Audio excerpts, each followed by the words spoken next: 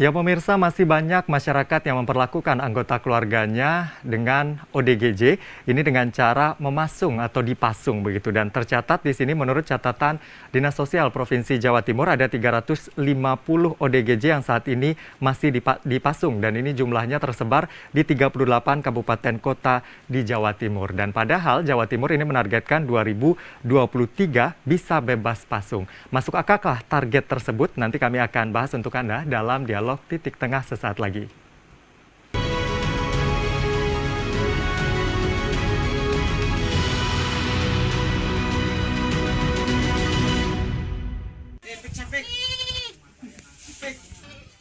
Seperti inilah kondisi Slamet Iksan, 39 tahun ODGJ, asal Desa Keyongan, Kecamatan Babat, Kabupaten Lamongan. Ia dipasung di dalam kandang kambing oleh Priyanto kakaknya agar tidak mengamuk dan mengganggu tetangga atau warga sekitar. Dalam kondisi terpasung dalam kandang, ODGJ ini juga diberi makan setiap hari. Slamet mengalami gangguan jiwa sejak belajar di salah satu pondok pesantren beberapa tahun yang lalu. Saat mondok itulah ia berubah menjadi pendiam dan sering menyendiri. Bahkan tak jarang sering mengomel dan marah-marah. Yang dikhawatirkan marahnya itu bawa senjata. Nah, daripada saya itu terganggu dengan hubungan masyarakat, ketakutan melihat posisi adik saya, yang akan lebih baik saya bawa pada Pak Pur. Kondisi Slamet dipasung dalam kandang kambing mengundang keprihatinan dan rasa iba seorang anggota Polri yang berdinas di Polres Lamongan. Aibda Purnomo, Kanit Bitpolmas Polres Lamongan, mengungkapkan keinginan mengevakuasi dan menyelamatkan Slamet dari tempat pemasungan yang dinilai tidak manusiawi. Namun sebelum dibawa untuk terapi pengobatan, rambut dan kuku Slamet dipotong, kemudian dimandikan hingga bersih. Proses evakuasi ODGJ ini disaksikan kepala desa, kakaknya, dan juga warga setempat. Saya mendapatkan laporan bahwasannya ada salah satu warga Lamongan, Kecamatan Babat, yang harus tinggal di kandang kambing. Karena kita sebagai manusia, apalagi saya sebagai seorang polisi, saya harus terjun langsung ke tengah-tengah masyarakat. Sehingga hari ini saya jemput saudara saya yang mengalami gangguan jiwa, akan saya rawat gratis di rumah saya. Mudah-mudahan sampai dan segera sembuh. Slamet Iksan selanjutnya menjalani terapi berupa perawatan dan pengobatan di rumah milik Aibda Purnomo hingga sembuh. Rumah pribadi Aibda Purnomo sudah 5 tahun terakhir difungsikan sebagai tempat rehabilitasi ODGJ. Saat ini sudah ada sekitar 80 ODGJ yang dirawat Aibda Purnomo. Dari Lamongan, Solil Huda, Metro TV.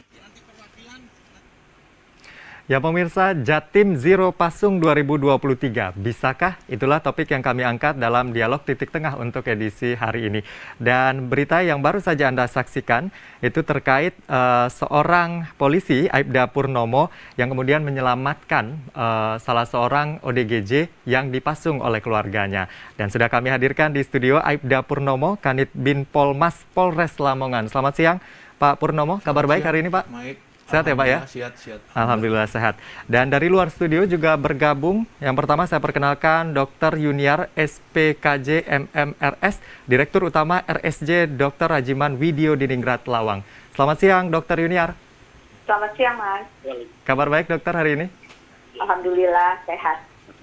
Oke, dan selain Dr. Yuniar bergabung juga dari luar studio ada Bupati Malang HM Sanusi. Selamat siang Pak Sanusi. Selamat siang. Kabar baik Pak hari ini Pak? Alhamdulillah baik. Waalaikumsalam. Nah, Kabupaten Malang ini sudah mencanangkan bebas pasung begitu ya Pak Sanusi ya? Ya.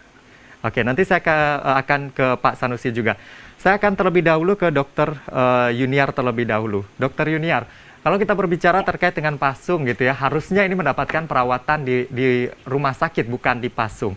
Nah, dari yang Anda data yang ada di RSJ Lawang saat ini ODGJ yang dirawat ada berapa ya Dr. Yuniar?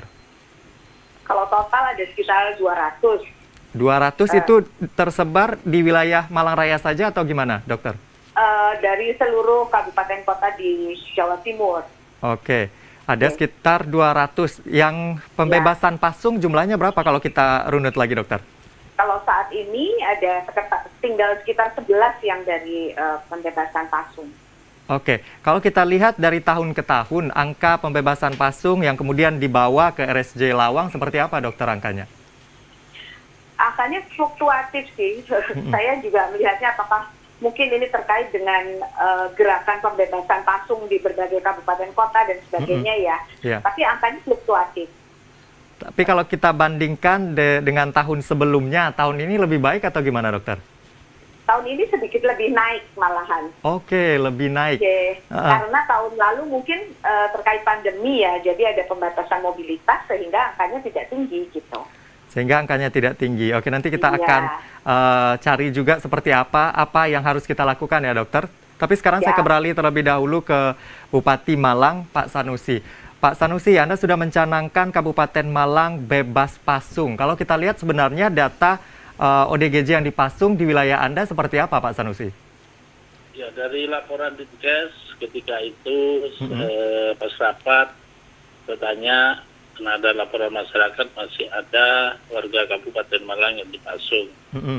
Nah, Dinkes menyampaikan masih ada 15 di Malang, sedangkan ODGJ sekitar 4.800-an.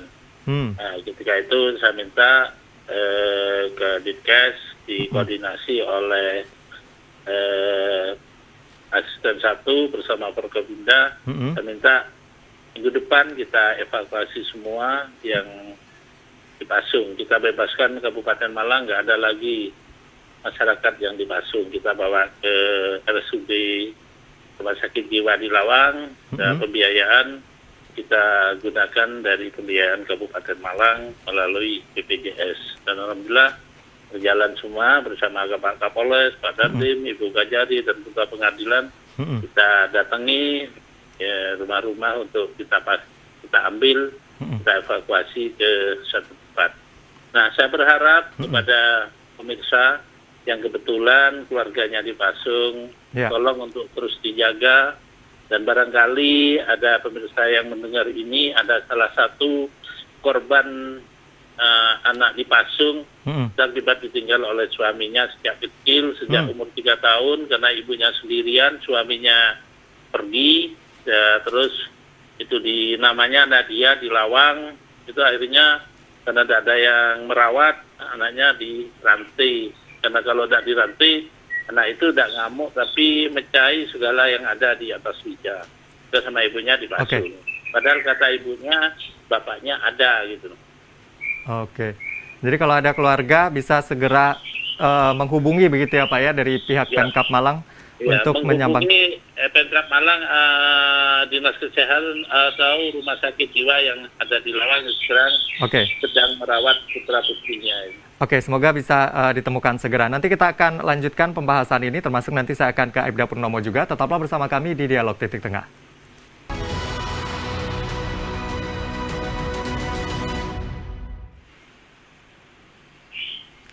Anda kembali bersama kami pemirsa dalam Dialog Titik Tengah, masih membahas Jatim Zero Pasung 2023, bisakah? Masih tergabung bersama 3 orang narasumber, 2 dari luar studio dan 1 di sebelah saya, Aibda Purnomo. Aibda Purnomo ini mengambil langkah begitu ya untuk kemudian masyarakat ODGJ yang kemudian dipasung begitu dibawa ke rumah singgah milik Bapak. Saat ini berapa yang dirawat Pak ODGJ di tempat Bapak? Kurang lebih hampir 92. 92. Ini yang di daerah Lamongan saja atau gimana Pak? Enggak, jadi 92 itu tersebar Mas, bukan hanya wilayah Jawa Timur, sampai Jakarta, Tangerang juga. Oke, 92 yang Anda rawat ini semuanya yang dibebaskan dari pasung atau ada yang diantarkan keluarga atau bagaimana Pak? Ya, jadi yang dibebaskan dari pasung itu kalau saya dapat laporan dari warga, dan itu bukan hanya ada di Lamongan, namun kayak kemarin kami juga dari Blitar, dari Nganjuk, dari Malang, kami jemput. Asalkan kami dikasih benar-benar foto sama videonya, bahwa pasien itu benar-benar dipasung. Dipasung itu ada yang dipasung gunakan kayu, ada yang ditaruh di ruangan khusus, dan ada yang dirantai. Biasanya siapa yang memberikan informasi kepada Anda Pak? Pihak keluarga? Ya, keluarga. Pihak keluarga. Jadi keluarga itu menghubungi saya melalui akun media sosial, menghubungi saya melalui WA. Ya, jadi Setelah itu kami datangin. Nah, dan kalau yang diantar itu, mereka memang sengaja mengantarkan untuk menitipkan untuk kami rawat. Rata-rata berapa tahun kemudian dipasung, lalu kemudian dibawa ke tempat Anda, Pak?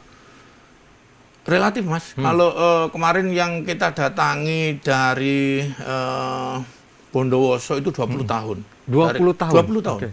Terus dari Malang kemarin 6 tahun, yang kemarin terakhir dari Lamongan baru aja 5 bulan. Ya. 5 bulan itu dipasung, akhirnya kami jemput. Oke, terbilang singkat sehingga bisa diselamatkan segera mungkin begitu ya. Sekarang saya ke Dokter Yuniar lagi. Dokter, ini bisa sampai 20 tahun dipasung, baru kemudian diberikan pertolongannya lewat Aibda Purnomo. Nah, kalau dari pengamatan Anda, dokter, apa sebenarnya yang terjadi? Kenapa keluarga enggan begitu membawa ke fasilitas kesehatan, lebih memilih untuk dipasung, dokter? Ada beberapa hal sebetulnya. Yang pertama adalah ketidaktahuan gitu. Jadi ketidaktahuan bahwa gangguan jiwa itu adalah penyakit gitu, bukan guna-guna dan sebagainya.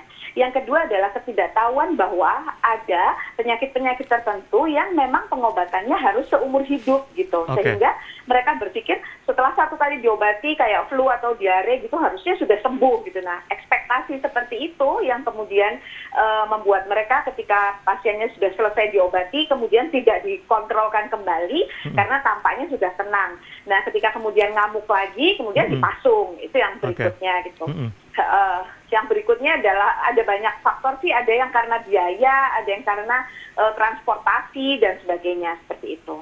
Oke, jadi dan, ada nanti dan yang satu lagi adalah karena mereka sendiri sebetulnya kebanyakan berasal dari golongan ekonomi menengah ke bawah yang masih harus mencari nafkah untuk keluarganya sehingga tidak punya cukup waktu untuk terus-terusan mendampingi pasien ini dalam menjalani pengobatannya, seperti itu. Oke, jadi ada biaya, ada waktu dan juga ketidaktahuan ya, itu yang menyebabkannya. Ya, terutama ketidaktahuan. Terutama ketidaktahuan. Kalau di Kabupaten Malang, seberapa sadar sebenarnya masyarakat untuk bisa membawa anggota keluarganya yang bisa dikatakan ODGJ begitu untuk mendapatkan pertolongan medis, Pak Sanusi?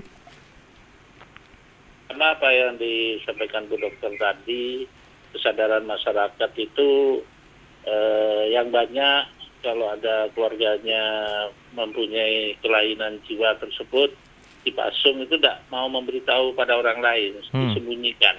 Ya. Baru saya perintahkan Pak Camat, Pak Kepala Desa sama Dinkes untuk mensosialisasikan, diadakan pendekatan sama Muspika, akhirnya keluarganya mau untuk dibawa.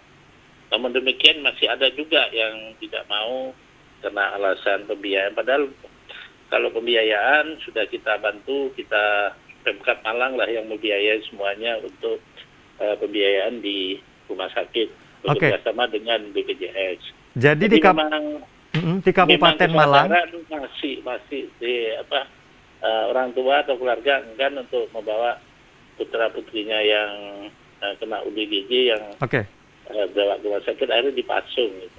Jadi di Kabupaten Malang ini sudah ditanggung Pemkab begitu ya Pak ya? Iya, semua pembiayaan yang di sana ditanggung Pemkab kerjasama dengan BPJS.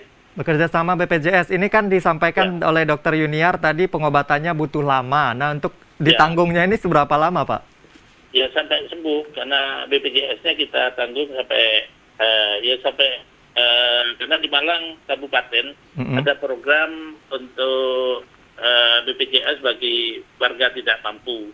Tahun ini kita siapi 5 miliar dan sisa 3,8 miliar belum digunakan.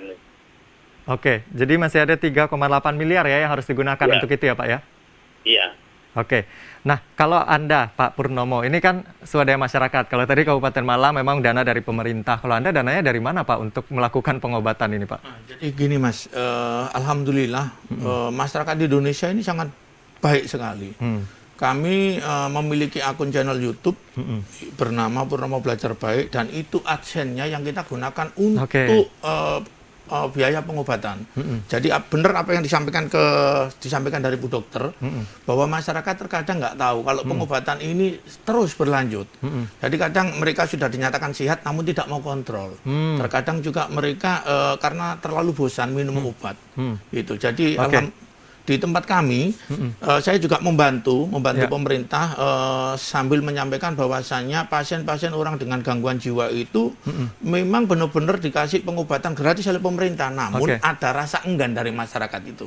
Mungkin malu dia ditaruh di tempat sendiri, biaya juga mengantarkan. Mungkin kalau dari Lamongan ke Malang jauh, jadi mungkin terkendala biaya juga. Terkendala biaya. Nanti kita akan tanyakan juga karena banyak juga kasus dipasung kembali karena pengobatan belum tuntas, ngamuk lagi akhirnya dipasung. Nanti kita akan tanyakan juga, tetaplah bersama kami di Dialog Titik Tengah.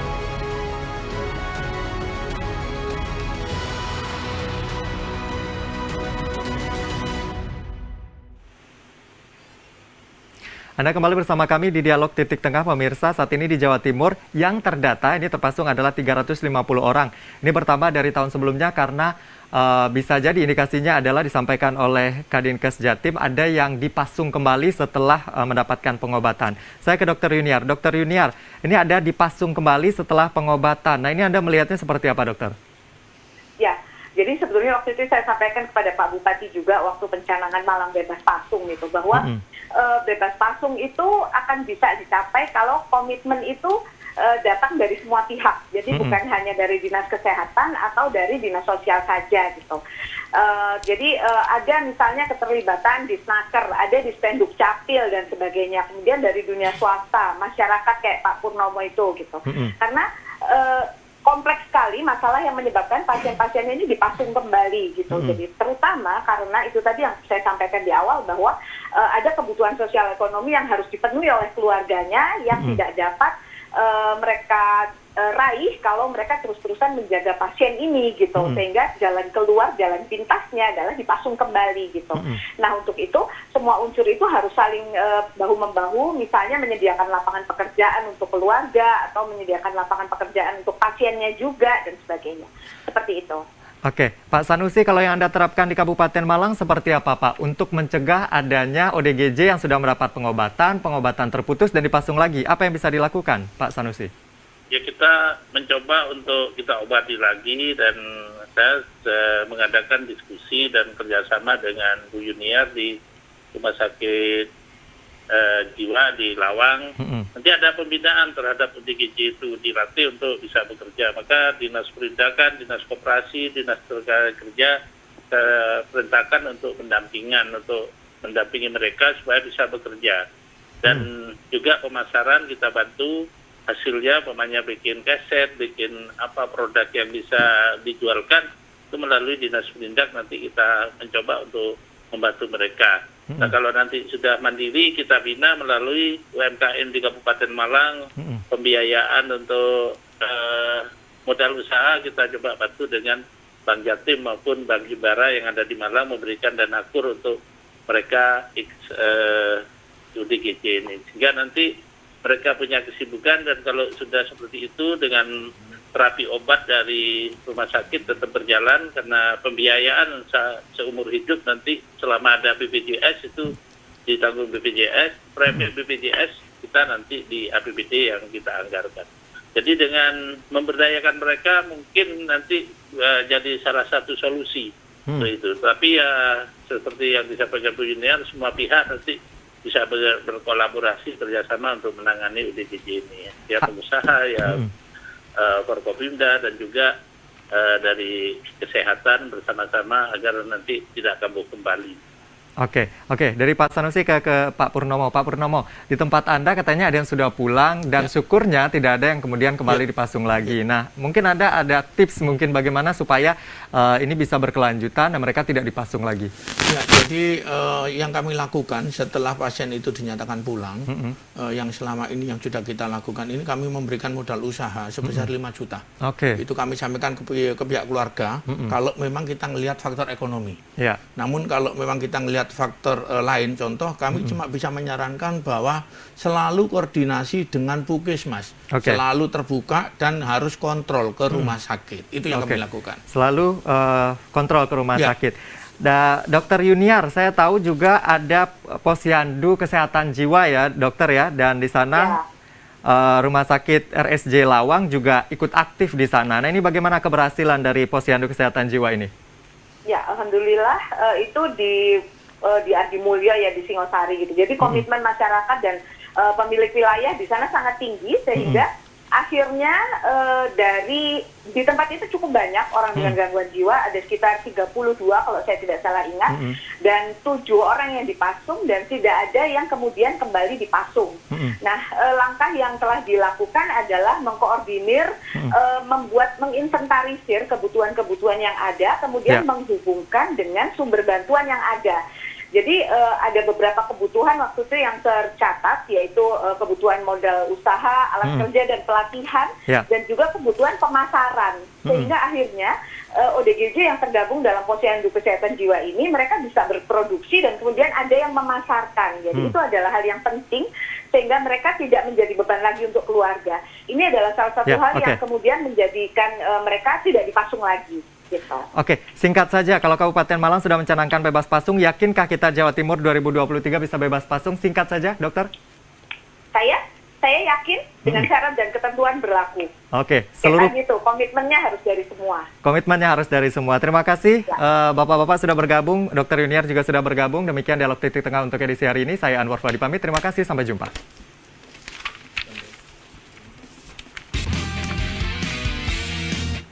Terima kasih, Pak.